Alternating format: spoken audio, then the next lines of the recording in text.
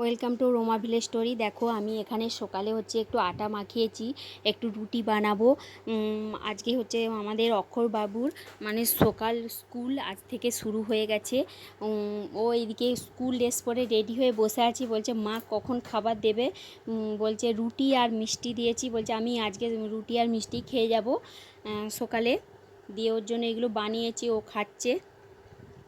গরমের জন্য তো ম্যামেরা সকাল স্কুল করছে। তারপর দেখো ও স্কুল চলে গেছে। দিয়ে আমরা কি করেছি, চা বানিয়েছি, চা দিয়ে একটু গরম গরম রুটি খেয়ে নিচ্ছি। তারপরে যাব এবার অন্য পরের কাজে। তোমাদের দাদাভাই আসতে একটু দেরি করেছিল, তাই খেতে বসে গেছি, আমার আরও কাজ আছে। দিয়ে দেখো আমি তারপর চলে যাব এবার স্নান করতে। স্নান করে ঠাকুরের একটু পুজোটা করে নিচ্ছি। ঠাকুরের পুজো করে নেওয়ার পর আমি চলে যাব এবার রান্নার দিকে। দেখো আমি রান্না করতে বসে গেছি। দিনের বেলা দুপুরে তো আমি আঁচে রান্না করি। আজকে বানাবো ওই মাছ বানাবো। তারপরে একদিকে পটল ভাজা দিয়ে দেখো আমার হয়ে গেছে রান্নাগুলো। পটল ভাজা করেছি আর মাছ দিয়ে আলু দিয়ে পাতলা ঝোল করেছি। তারপর দেখো এখানে আমরা দুপুরে খেতে বসে গেছি, তাড়াতাড়ি খেতে বসে গেছি। তোমার দাদাভাই এখন আসে না, আমাদের অক্ষয়বাবু খেতে বসে গেছে।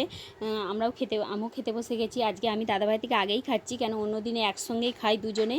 আজকে আমাকে যেতে হবে, মিটিং আছে, মিটিংয়ে যাব।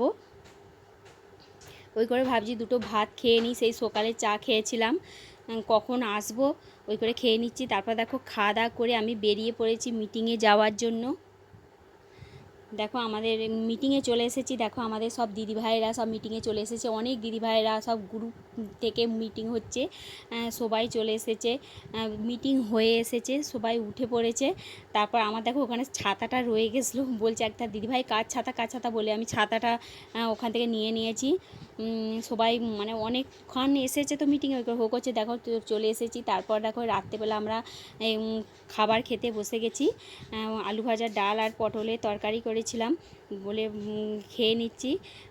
ভিডিওটা দেখার জন্য অসংখ্য ধন্যবাদ। আমি এখানে ভিডিওটি শেষ করছি।